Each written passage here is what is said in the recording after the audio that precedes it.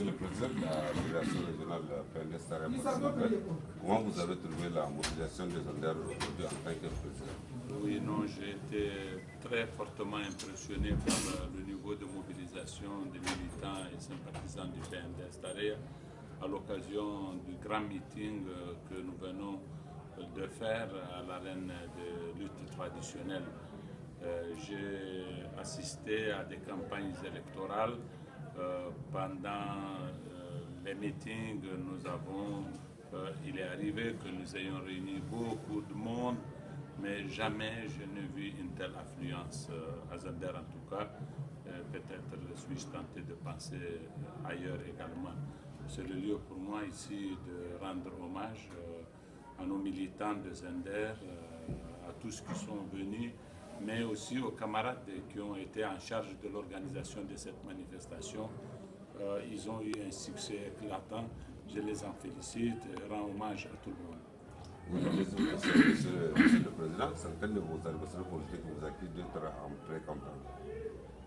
Non, nous ne sommes pas en pré-campagne. Il faut bien que nous nous comprenions.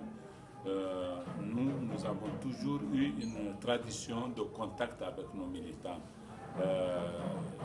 Pendant tout le temps que nous sommes restés dans l'opposition, vous vous souvenez, je venais ici à Zander et je travaillais. Je suis certainement parmi les hommes politiques de la région de Zander, celui qui a visité le plus de villages sur l'ensemble de la région. Et parmi les dirigeants politiques du Niger, le président Issoufou Mahamadou est incontestablement et de très loin celui qui a rendu le plus de visites dans des villages dans notre pays. Nous étions dans l'opposition, mais nous avons toujours fait l'effort de garder ce contact-là. Je voudrais dire à nos adversaires que rien que pour le département de Gouré, le président Issoufou a passé la nuit dans des villages comme Bouné, des villages comme Kazoé et d'autres encore. Il n'y a aucun autre chef de parti qui puisse se prévaloir d'un tel comportement.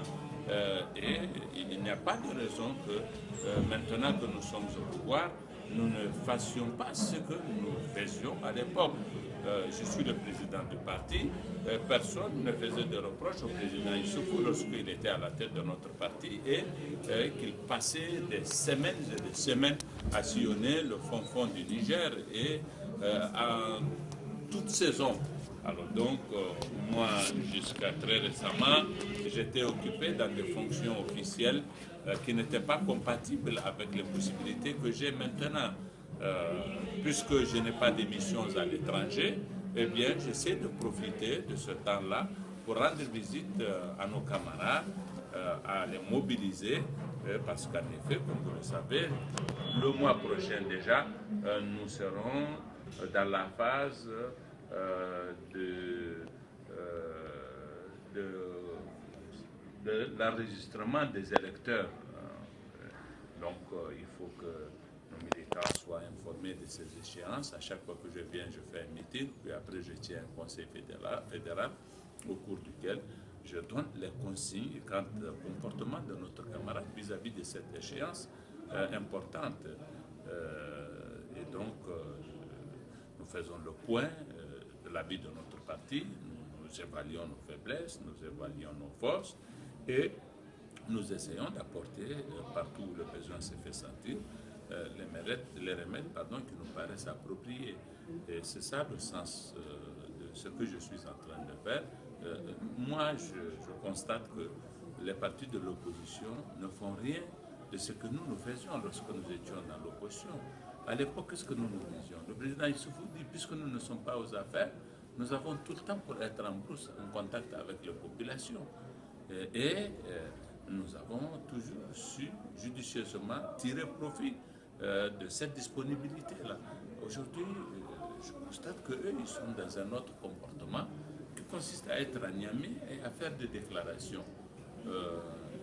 Mais je le comprends aussi. Je comprends qu'ils considèrent que s'ils doivent faire la politique ce ne sera pas avec leurs moyens à eux. Ils ont pris cette habitude et c'est un mauvais pli qu'ils avaient pris parce qu'ils avaient été habitués à n'utiliser que les deniers de l'État pour faire la politique. Je le comprends également, ils n'envisagent pas l'avenir du Niger dans une perspective démocratique. Ils sont là à envisager le futur à travers des choses totalement imaginaires qu'ils ne réaliseront jamais. Ils considèrent qu'il n'y aura pas d'élection parce qu'eux, ils seront en mesure de faire en sorte que avant cette échéance, Issoufou ne soit plus président de la République du Niger. Ils ne sont pas le bon Dieu, ils se trompent. Et moi, je leur conseillerais vivement de faire ce que nous sommes en train de faire, ce que nous avons l'habitude de faire. Ils ont beaucoup de temps. Pour la plupart de leurs chefs, ils n'ont pas de fonction et d'activités professionnelles qui les retiennent vraiment. Et donc, ils n'ont qu'à engager le travail de mobilisation et de sensibilisation tel que nous le faisons avec les moyens qui étaient les nôtres. Lorsque nous étions dans l'opposition, nous n'étions pas des magiciens, nous étions seulement volontaires et la politique, ça a ses exigences et nous avons essayé d'y faire face. Excellence, Monsieur le Président, PNDS 96, PNDS 2015, quel signifie cet engouement? Tout simplement parce que nous avons fait preuve de constance dans la façon dont nous envisageons la politique.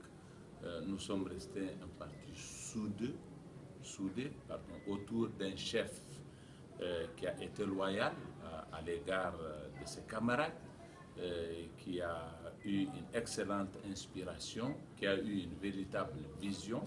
Et ce parti, nous l'avons forgé brique après brique.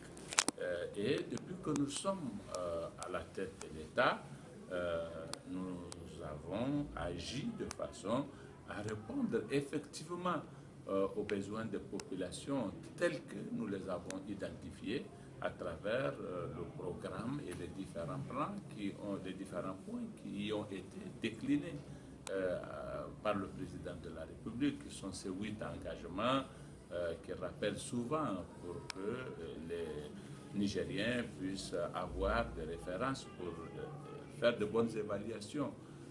Et aujourd'hui, nous faisons des routes, nous faisons des forages, nous faisons des puits, nous construisons des écoles, nous créons de l'emploi pour les jeunes dans la mesure du possible actuellement et ainsi de suite. C'est tout cela, et nous avons instauré la paix, nous avons pu faire en sorte que l'État tienne en dépit des grands défis auxquels pourtant il est soumis compte tenu du contexte de notre environnement régional. Vous voyez, hier j'étais à Difa, les gens de Difa n'ont pas de mots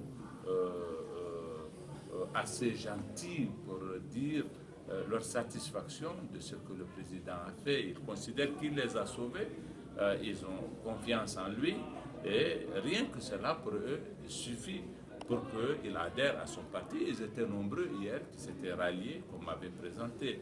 Donc c'est la même situation qui prévaut partout. Nous ne sommes pas un parti qui s'est déchiré, nous ne sommes pas un parti qui s'est divisé, nous ne sommes pas un parti qui n'a pas su ce qu'il voulait. Et lorsque nous avons eu le pouvoir, comme le dit souvent le président de la République, nous avons eu une réelle gouverne. Et voilà donc les résultats aujourd'hui, grâce à Dieu. Monsieur le Président, c'est là où je voulais revenir. Vous étiez à Agadez, donc comment vous avez trouvé de l'activité, puis et surtout par rapport à la sécurité, on a entendu dans votre discours à ça, vous avez évolué depuis ça, parce que le président a fait de bonnes choses. Oui, j'ai trouvé des camarades très mobilisés et satisfaits. Qu'est-ce que les gens d'Agadez m'ont dit? Les gens d'Agadez m'ont dit que de 2007, depuis la naissance du MNJ jusqu'à 2011, qui était l'année de l'arrivée du président Issoufou au pouvoir, il n'était pas possible de circuler entre les villes d'Arlit, d'Agadez ou de Tiro, sans des escortes très lourdes qui prenaient une semaine d'attente pour ceux qui veulent voyager. Et ça, c'était un grand handicap pour les personnes et pour l'économie de la région également. Mais depuis que le président Issoufou est là, du fait de la gouvernance qu'il a su mettre en œuvre, ils ont dit tous ces fléaux ont cessé, les voyages se font en toute sécurité, les personnes voyagent individuellement, quand c'est pour ce qui concerne Bilma, du moins c'est des convois, ils sont vite organisés, mieux organisés, parce qu'il y a beaucoup de véhicules, il y a beaucoup de soldats, et ainsi de suite. Ils ont dit vraiment, nous respirons. Mais pourtant, tout cela est acquis dans un contexte où la sécurité s'est dégradée dans les rivages. En Libye, il n'y a plus d'État, ce n'est un secret pour personne. Au Mali, il n'y a presque pas d'État, du moins pour ce qui concerne la zone frontalière avec Agadez. Et paradoxalement, la sécurité s'est renforcée au Niger. Les gens d'Agadez disent que nous, ça nous suffit pour considérer que Issoufou est le dirigeant qui nous convient. De surcroît, m'ont-ils dit, avec lui, nous avons eu même de l'or. Hein? Vous vous souvenez, nos adversaires avaient à un moment donné, c'était au cours de l'année 99, ils avaient sorti des tracts pour dire que nous avons enfoui des déchets toxiques dans le désert. Les gens d'Agadez ont tourné ça à notre avantage en disant « Ah tiens, vos déchets toxiques, nous ne savions pas que c'était de l'or. Maintenant que vous êtes au pouvoir, c'est de l'or dont nous sommes en train de profiter. » Les gens de l'IFA m'ont dit la même chose. Ils disent « Ne considérons même pas la route que vous nous avez faite entre l'IFA et Lingimi, qui est une réponse à nos attentes qui ont duré plusieurs décennies. Rien que le fait que notre pays, aucune de nos villes dans notre pays n'ait été occupée par Boko Haram, parce que le président a su faire preuve de clairvoyance et qu'il a pris des mesures de prévention. Nous, ça nous suffit pour considérer que c'est un bon dirigeant et nous avons par conséquent toutes les raisons du monde de le soutenir aujourd'hui. Nous avons des grands ralliements, des ralliements très très importants, tant à Agadez qu'à Difa, rien que à cause de notre bilan dans le domaine de la sécurité. Parce que vous savez, la sécurité, j'ai coutume de le dire, c'est la santé des sociétés, tout comme la santé pour l'homme et l'autre de la maladie. Voilà.